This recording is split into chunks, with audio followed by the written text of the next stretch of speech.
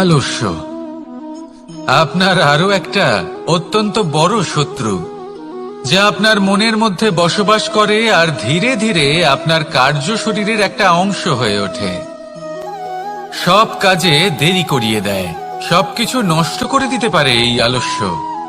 এই কাজ আজকে হলো না, কোনো ব্যাপার নয়, কালকে করে নেব। প্রকৃতি আমাদের এটা শেখায় না।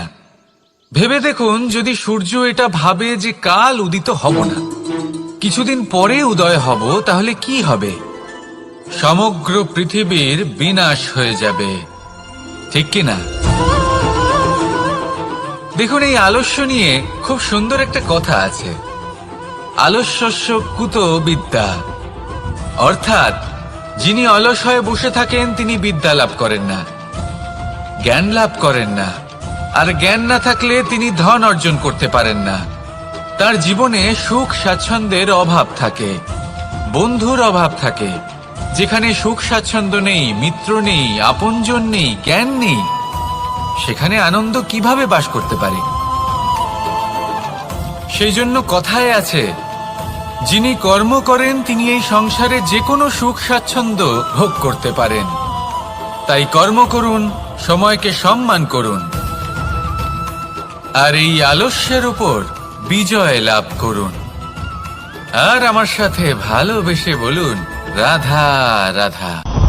জীবনে যদি আপনি বন্ধু লাভ করতে চান, তাহলে আপনাকে অনেকগুলো কাজ করতে হবে। প্রথমে একজন যোগ্য পাত্র সন্ধান করতে হবে, তারপর তার সাথে সময় কাটাতে হবে, সুখ দুঃখে তার সাথে থাকতে হবে, তবে গিয়ে সে বন্ধু হবে। কিন্তু যদি আপনি শত্রু খুঁজতে চান, তাহলে কোথাও যাওয়ার দরকার নেই, কারণ আপনার সব থেকে বড় শত্রু আর কোথাও নেই, আপনারই মনের মধ্যে, আপনার চেতনায় রয়েছে। ক্রোধ, মোহ, লোভ, কাম, মদ, মাৎসর্য। এ এমন 6 সব থেকে বড় শত্রু, যা আপনার আগামী 7 জন্ম নষ্ট করে দিতে পারে, যদি আপনি এদের না সামলাতে পারেন। এবার এদের সাথে যদি যুদ্ধ করতে হয়, তাহলে একটা মহাভারতের মতো দেখুন, যেখানে অর্জুনও আপনি আর কৃষ্ণও সেই আপনি। কারণ এই যুদ্ধ আর অন্য কারোর সাথে নয়, বরং নিজের সাথে। এগুলো অন্তর মনের যুদ্ধ, আর এটা জয় করা যেতে পারে নিয়ন্ত্রণ এবং অনবরত চেষ্টার দ্বারা। তাই এটাই করুন, এই 6 শত্রুকে পরাজিত করুন এবং আমার সাথে ভালোবেসে বলুন, রাধা রাধা। বেশিরভাগ মানুষই এই কথা জানেন যে আমাদের শরীর 5টি তত্ত্ব দ্বারা নির্মিত, যাকে আমরা পঞ্চতত্ত্ব বলি: জল, অগ্নি, বায়ু, ধরিত্রী এবং আকাশ। এবার এই কথা আমরা সকলে জানি, কিন্তু এগুলোর সাথে কিছু গুণ জড়িয়ে রয়েছে যেগুলো আমরা দেখতে পাই না। যদি এই গুণগুলি আমরা আত্মসাৎ করতে শিখে যাই, তাহলে সাক্ষাৎ পরমেশ্বরের দর্শন আমরা পেতে পারি। যদি কথা বলি প্রথম তত্ত্বের, জলের কথা, জল যা প্রত্যেক জ্বলনকে শীতলতা প্রদান করে। এই জলকে দেখুন, যা শুধু প্রবাহিত হতে জানে, থামতে জানে না। জল পাথরের সাথে সংঘর্ষ করতে জানে, যার পথে অনেক বাধা আসে, কিন্তু সে প্রবাহিত হতে থাকে। নিরাকার হলো এই জল, যে কোনো পাত্রেই রাখুন না কেন, তার আকার ধারণ করে নেবে। এটাই হলো এর বিশেষত্ব, এবং এটাই হলো আমাদের শিক্ষা। কিভাবে প্রবাহমান থাকতে হবে, কিভাবে আমাদের থামলে চলবে না, তাতে আমাদের পথের মধ্যে যতই যেরকমই সমস্যা আসুক না কেন, আমাদের এই জলের মতোই নিরাকার হয়ে যে কোনো পরিস্থিতিতেই প্রবাহমান থাকতে হবে। এই শিক্ষাই জলের থেকে লাভ করুন, আর আমার সাথে ভালোবেসে বলুন, রাধা রাধা।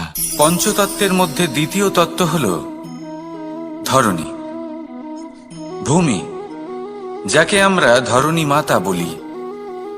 এই ধরণী ধৈর্য ধারণ করে, আর এর ওপরেই আমাদের সমগ্র সংসার নির্ভরশীল। কারণ এই ভূমি সহ্য ক্ষমতা রাখে, এর সহ্য ক্ষমতা হলো অপরিসীম। সন্তান যতই আঘাত প্রদান করুক না কেন, প্রেম পূর্বক সহ্য করে আর তার বদলে অমূল্য রত্ন প্রদান করে। সন্তান যদি হাল চালায় তাহলে তার বদলে তাকে অন্ন প্রদান করে। এটাই হলো ধরনী। এবার এর থেকে আমরা কি শিক্ষা পেতে পারি? এটাই যে কারোর জন্য কিছু করা বা কাউকে কিছু দেওয়া মনে কোনো কামনা ছাড়াই। আর এই কথাটা বুঝে যান, যদি কারোর জন্য কামনা না রেখে বা কোনো পাওয়ার আশা না রেখে কারোর জন্য কিছু করেন বা কারোকে কিছু দেন, যদি এটা আপনি শিখতে পারেন তবে আপনি ভালোবাসতে শিখে গেছেন। আর সেই জন্যই এই ধরিত্রীকে মাতা বলা হয়।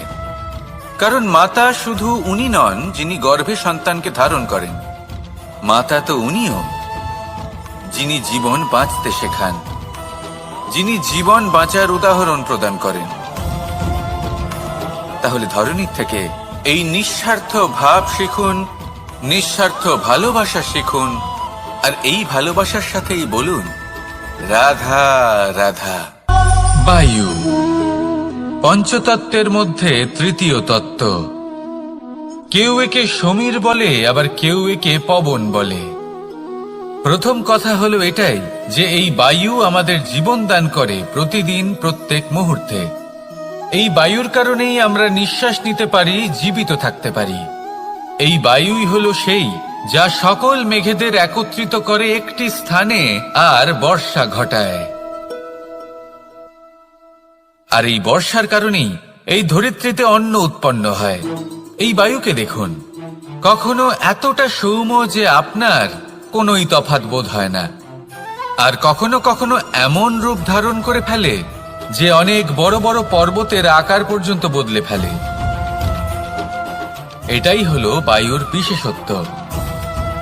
বায়ু শেখায় যে সময়ের সাথে সাথে বইতে থাকো, সকলকে জীবন দান করো, সকলকে সাহায্য করো, কিন্তু যখন বিপদ সামনে আসবে তখন দৃঢ় হয়ে সম্মুখীন হও। বাধা অনুযায়ী নিজেকে গড়ে নিতে হবে, আর কখন কতটা কঠোর হতে হবে আর কখন কতটা সৌম্য হতে হবে এটা বায়ুকে দেখে শিখুন, আর আমার সাথে ভালোবেসে বলুন রাধা রাধা। অগ্নি চতুর্থ তত্ত্ব, সব থেকে বেশি গুরুত্বপূর্ণ কিন্তু তার থেকেও বেশি ভয়াবহ। কখনো অগ্নিকে নিয়ন্ত্রিত রূপে উনুনে জ্বলতে দেখেছেন? এই অগ্নি আমাদের খাবার বানাতে সাহায্য করে, যা আমাদের শক্তি প্রদান করে। কিন্তু এই অগ্নি যখন বিচলিত হয়ে, অনিয়ন্ত্রিত হয়ে কোনো বনের আগুন হয়ে ওঠে, তখন মহা বিনাশ ঘটে যায়।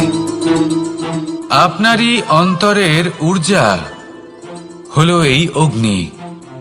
এটা আপনার শক্তিও, আপনার ক্রোধ। একে ব্যবহার কিভাবে করবেন তা আপনারই হাতে। যদি কোনো ব্যক্তি নিজের অন্তরের এই ঊর্জাকে ব্যবহার করেন শক্তির রূপে, তাহলে সে বিকাশ ঘটাতে পারে, নির্মাণ ঘটাতে পারে। কিন্তু যদি কোনো ব্যক্তি তার অন্তরের ঊর্জাকে বিধ্বংসী অস্ত্র বানিয়ে ফেলেন, তাহলে নিশ্চিত রূপে মহা বিনাশ ঘটতে পারে, যাতে বিনাশ তারও অবশ্যই হবে। অনেক বছর পূর্বে এমনই এক আগুনের দ্বারা এই সুন্দর পৃথিবীর নির্মাণ হয়েছিল, আর অনেক বছর পূর্বে এমন এক আগুনেই সমস্ত জীব এবং সংসার বিলুপ্ত হয়ে গেছিল। এবার আপনি আপনার অন্তরের ঊর্জা দ্বারা বিনাশ ঘটাতে চান নাকি নির্মাণ ঘটাতে চান, সেই সিদ্ধান্ত আপনারই। আসুন আমার সাথে ভালোবেসে বলুন রাধা রাধা। পঞ্চম তত্ত্ব, আকাশ নব ব্যোম। আসলে কোনো ভ্রম নাকি সত্য? ভ্রম তো হতে পারে না, কারণ ভ্রমের মধ্যে কেউ বাঁচতেই পারে না। আর যদি সত্য হয় তাহলে এতটাই বিশাল যে আমাদের চোখের থেকে, আমাদের ইন্দ্রিয়ের থেকে, আমাদের মস্তিষ্কের থেকে, আমাদের চিন্তা ভাবনার থেকেও অনেক ঊর্ধ্বে, যাকে আমরা বুঝতেই পারি না। এটা যতটাই বিশাল আকার ঠিক ততটাই সরল। এই আকাশ যতই অন্ধকারাচ্ছন্ন ততটাই আলোর প্রকাশ প্রদান করে থাকে। দেখতে গেলে এ হলো জীবনের